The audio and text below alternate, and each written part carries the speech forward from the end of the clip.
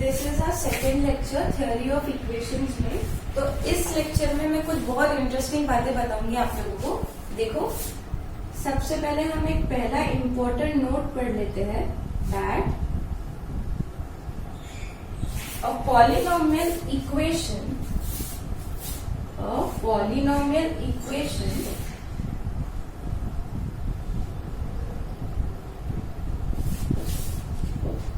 with n degree has n roots। देखो क्या लिखा है, a polynomial equation with n degree has n roots and not more than that। इनका बोलने का क्या मतलब है कि अगर कोई पॉलिनोमियल डिग्री इक्वेशन है जिसका डिग्री कितना है n, तो उसके रूट्स कितने मिलते हैं, n रूट्स ही मिलते हैं। कितने रूट्स मिलते हैं, हमेशा n रूट्स। फॉर एग्जाम्पल, अगर एक पॉलिनोमियल है जिसका इस तरीके का सपोज, ठीक है, तो इसके कितने रूट्स मिलेंगे, 4 रूट्स। क्यों? क्योंकि इसका डिग्री कितना है, 4। तो a polynomial equation with n degree has n roots. तो यहाँ पे एक बात हमें समझ लेनी है क्लियरली, दैट रिपीटेड रूट्स चलेंगे। यहाँ पे इस तरीके से नहीं लिखा है हम लोगों ने, ऐसा नहीं लिखा है कि n डिस्टिंक्ट रूट्स मिलने चाहिए। उन्होंने क्या कहा है, n रूट्स मिलने चाहिए। अब रूट्स रिपीट तो होते हैं ना। For example, x² - 2x + 1 = 0। अगर ये पॉलिनोमियल इक्वेशन है, राइट, तो इस पॉलिनोमियल इक्वेशन का डिग्री कितना है, हाईएस्ट पावर कितना है, 2। तो इसके कितने रूट्स मिलने चाहिए, 2 रूट्स। और इसी को कैसे लिख सकती हूँ मैं, x - 1 होल स्क्वायर = 0 लिख सकती हूँ। That means x - 1 into x - 1 = 0। That means x = 1, x = 1। Basically इसके कितने रूट्स मिले मुझे, 2 रूट्स मिले। ये 2 सिमिलर रूट्स है, बट नंबर ऑफ रूट्स तो 2 ही रहेंगे ना। x - 1 into x - 1 = 0। That means x = 1 and x = 1। सो कितने रूट्स मिले, 2 रूट्स मिले, क्योंकि 1 1 इस तरीके के 2 रूट्स मिले, इक्वल मिले पर 2 मिले। तो वही कह रही हूँ, इसका मतलब ये नहीं है कि n डिस्टिंक्ट मिलेंगे, n रूट्स मिलेंगे, हो सकता है सिमिलर रूट, ठीक है। तो एक ये बात क्लियर होनी चाहिए। तो ये थ्योरम बहुत ज्यादा इंपॉर्टेंट है। एक पॉलिनोमियल इक्वेशन जिसका डिग्री n है, तो उसके रूट्स एग्जिस्ट कितने करेंगे, हमेशा n रूट्स ही एग्जिस्ट करेंगे। इतना क्लियर है। सो ये था पहला थ्योरम। अब सेकेंड इंपॉर्टेंट बात है, very important, that is intermediate value theorem. ये बहुत इंपॉर्टेंट है। देखो, इंटरमीडिएट वैल्यू थ्योरम। इंटरमीडिएट मतलब इन बिटवीन सम 2 पॉइंट्स और इन बिटवीन सम 2 थिंग्स, वही मतलब होता है ना इंटरमीडिएट का, ठीक है। तो इंटरमीडिएट वैल्यू थ्योरम का स्टेटमेंट समझने से पहले हमें ये एक इम्पोर्टेंट चीज पता होनी चाहिए, दैट अ पॉलिनोमियल इक्वेशन या अ पॉलिनोमियल फंक्शन ले लेती हूँ। अ polynomial function is always continuous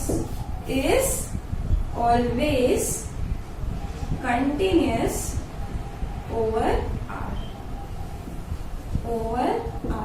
मतलब जो पॉलिनोमियल फंक्शंस होते हैं ना, वो हमेशा कंटिन्यूस होते हैं पूरे रियल लाइन पे। कोई भी पॉलिनोमियल फंक्शन ले लो तो वो पूरे रियल लाइन पे क्या होता है, कंटिन्यूस। अब कंटिन्यूटी क्या होती है, ये सब आप लोगों को पता होना ही चाहिए। नहीं भी पता है तो एटलीस्ट ये तो पता है कि उसके ग्राफ में कोई ब्रेकेज नहीं आना चाहिए, ठीक है। जैसे कि अगर इस तरीके का ग्राफ है, कंटिन्यू हो रहा है ये, हाँ, तो पूरे रियल लाइन पे देखो कंटिन्यूस है, इट विल कंटिन्यू। तो इस तरीके का ग्राफ अगर है तो it is a continuous graph, क्योंकि कोई ब्रेकेज नहीं है ना पूरे रियल लाइन में। डोमेन क्या है, पूरा रियल लाइन, ये होते हैं डोमेन। और जो रेंज के पॉइंट्स होते हैं, या तो इसको मैं कह देती हूँ को डोमेन, और जो रेंज के पॉइंट्स होते हैं वो हम हमेशा y एक्सिस पे प्लॉट करते हैं, करेक्ट। तो पूरे रियल लाइन पे फंक्शन ये कंटिन्यूस है, जिस भी फंक्शन का ग्राफ है, ठीक है। तो एटलीस्ट मुझे ये अगर तुम्हें नहीं भी पता है या तुम्हें डीप में कंटिन्यूटी नहीं पता है, but still you know one thing ना, that the graph of the continuous function should be without break. For example, अगर मैं इस फंक्शन की बात करती हूँ, कंटिन्यूस है क्या? देखो पूरे आर पे ऐसे जा रहा है वो, बट ये जो पॉइंट है सपोज 1, ये वाले पॉइंट पे एक साइड से ये वैल्यू ले रहा है फंक्शन और एक साइड से ये ले रहा है, तो इस तरफ से कुछ और लिमिट आएगा, इस तरफ से कुछ और लिमिट आएगा, तो 1 पे फंक्शन का लिमिट ही एग्जिस्ट नहीं कर रहा है, तो कंटिन्यू होगा क्या, कंटिन्यूस होगा क्या? नहीं. Anyways also you can see from the graph itself that there is breakage. इसके बाद हम यहाँ जंप कर रहे हैं, इसके बाद हम यहाँ जंप कर रहे हैं, ऐसे कंटिन्यू नहीं है ना. कंटिन्यू ग्राफ है क्या ये? देखो नहीं, इतना है फिर इतना है, there is breakage. That means this function is not an continuous function. तो इतना तो मुझे पता है कि अगर कोई फंक्शन कंटिन्यूस होता है तो जब मैं उसको प्लॉट करूंगी तो उसका जो ग्राफ होगा वो विदाउट ब्रेकेज होने वाला है. तो ये बात समझ लो आप कि a polynomial function is always continuous over R, no matter which polynomial function you are picking, but it will always be what, continuous over R. चाहे एक्स स्क्वायर प्लस 2 हो या x cube plus 3x square plus 4x minus 1 हो, जो भी polynomial function ले लो वो पूरे are पे क्या मिलेगा, कंटिन्यूस मिलेगा. डन. तो ये एक इम्पोर्टेंट बात है जो पता होनी चाहिए. अब देखो एक एग्जांपल लेती हूँ मैं. अब हर पॉलिनोमियल फंक्शन का तुम ग्राफ प्लॉट कर सको, अब वो तुम्हारी कैपेबिलिटीज पे डिपेंड करता है, but then there are few functions like f of x equals to x, और suppose if I say g of x is equals to x square, x cube, या सपोज f1 of x अगर मैं ले लेती हूँ x square plus 2, या f2 of x अगर मैं ले लेती हूँ x माइनस 3. ये सारे फंक्शंस जो है ना, इनका ग्राफ प्लॉट करते आना चाहिए. अगर नहीं आता है तो आज ही जाके गूगल कर लो, अदरवाइज मैं फिर कभी एक लेक्चर ग्राफ्स पे दे सकती हूँ. बट ये इम्पोर्टेंट है, लाइक दिस इज प्रिलिमिनरी, ये तुमको आना ही चाहिए. अब f of x equals to x का ग्राफ बता देती हूँ मैं. देखो दिस इज xy प्लेन, तो ये जो ग्राफ है ना, ये f of x equals to, sorry ये स्ट्रेट लाइन होना चाहिए. ये जो ग्राफ है ना, ये f of x equals to x का ग्राफ है. देखो ठीक है, this is f of x equals to x, continue है पूरे रियल लाइन पे. ठीक है. अब एक और ग्राफ बता देती हूँ x स्क्वायर का.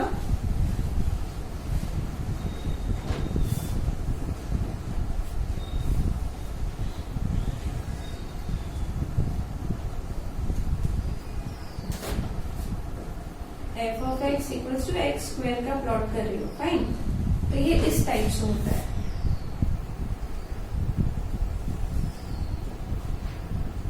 ठीक है. ये भी पूरे लाइन मतलब पूरे आर पे कंटिन्यू होगा, हर जगह तक जाएगा ही वो.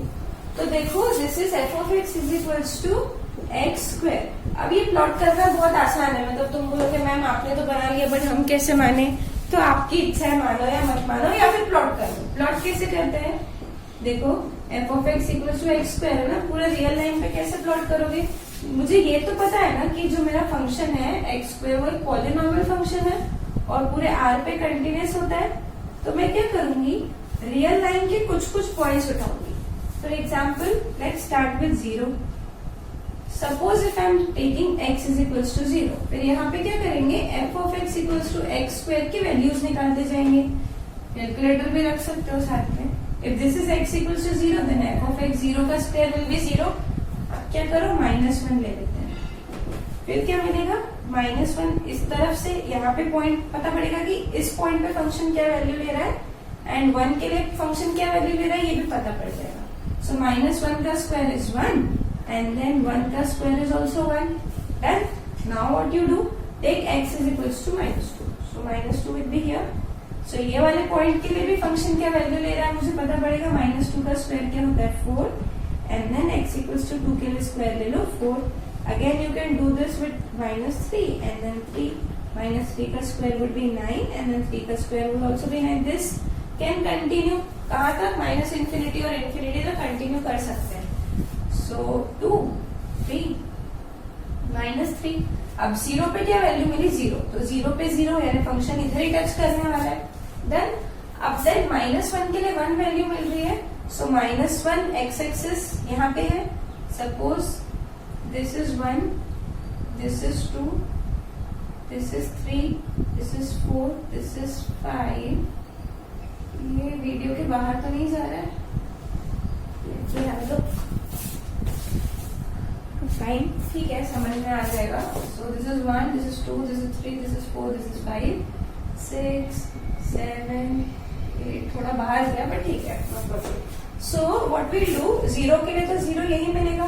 दूसरा पैर कौन सा देख मिल रहा है मुझे, -1, क्योंकि ये y पे मिलेगा ना, जो मेरे इमेजेस होते हैं वो हमेशा y कोऑर्डिनेट पे मिलता है। So this is x coordinate, this is y coordinate, so -1 के लिए 1 मिला, सो -1 के लिए 1 मिलेगा, राइट। सो ये वाला पॉइंट मिलेगा, that would be -1, and similarly 1, 1 मिलेगा x = 1 के लिए, सो 1, 1 मुझे यहाँ मिलेगा, ठीक है, लिख सकते हैं but then it will become little messy. यहाँ पे ले लेती हूँ -1, 1, ठीक है। अब मैं नहीं लिख रही हूँ बट मैंने डॉट प्लॉट कर दिया है, ठीक है। अब नेक्स्ट पॉइंट देखना है मुझे, -2 के लिए 4 मिलेगा, सो -2 के लिए getting 4, so this is -2, this is 4, तो समवेयर यहाँ मिलेगा मुझे। एंड देन 2 के लिए भी क्या मिलेगा 4, देखो 2 के लिए 2 स्क्वायर 4 मिलता है, सो समवेयर यहाँ मुझे पॉइंट मिलेगा, ठीक है। अब -3 के लिए 9 मिलेगा, सो -3 वुड बी 9। अब जा रहा है ये वीडियो के बाहर, पर इतना तो क्लियर है, ठीक है। अब क्या करेंगे हम लोग, ये तो मैंने डिस्क्रीट यानी दूर दूर वैल्यूज ले ली, करेक्ट, पर तुम पास भी वैल्यूज ले सकते हो यानी चेक करने के लिए। जैसे कि तुम ये ले लो 0.5 ले लो एंड -0.5 ले लो, देख लो क्या वैल्यू आती है, फिर 1.5 ले लो, यहाँ पुट कर दो और उस हिसाब से तुम पॉइंट्स प्लॉट कर सकते हो। और जब मैं इन पॉइंट्स को साथ में लेते हुए एक ग्राफ या इनको ज्वाइन करते हुए एक ग्राफ बना लूंगी, तो वो किसका ग्राफ मिलेगा मुझे, ऑब्वियसली f(x) = x² का। क्यों मैं प्लॉट कर पा रही हूँ इस तरीके से, क्योंकि मुझे पता है कि पॉलिनोमियल फंक्शन जो होता है ना वो कंटिन्यूस ही होता है, और जब तुम बहुत सारे क्लोज पॉइंट्स लेते हुए इसकी वैल्यूज निकालोगे, जैसे 0.1 पे निकाल लो, 0.2 पे निकाल लो और इस तरफ -0.1 पे निकाल लो, so in that way you can actually plot all the points and then draw graph using those points you have plot. So in this way you can see कि हाँ मैंने गलत नहीं बताया था, जो फंक्शन का ग्राफ था वो उसी टाइप से।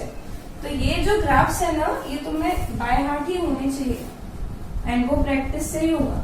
When you will plot 2 or 3 graphs, एक बार हमने कोई ग्राफ हमारे हाथ से प्लॉट करके चेक कर लिया ना, वो हम लाइफ टाइम नहीं भूलते, रटा वो ऑलवेज भूलता है।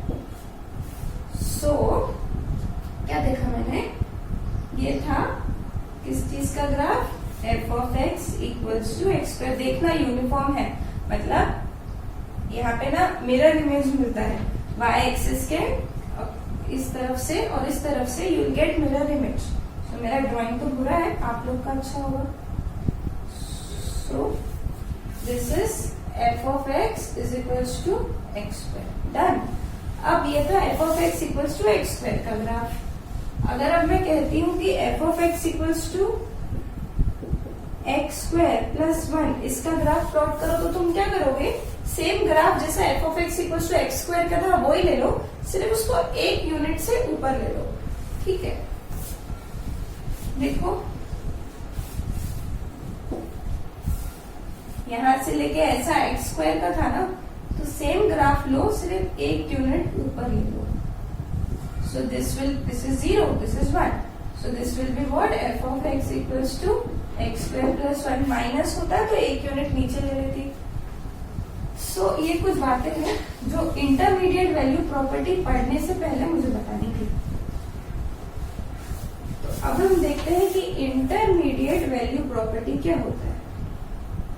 Intermediate value property,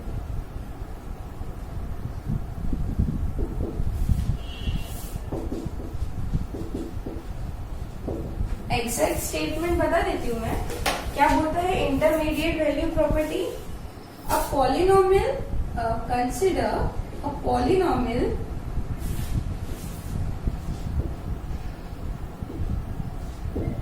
of degree n. Consider polynomial of degree n.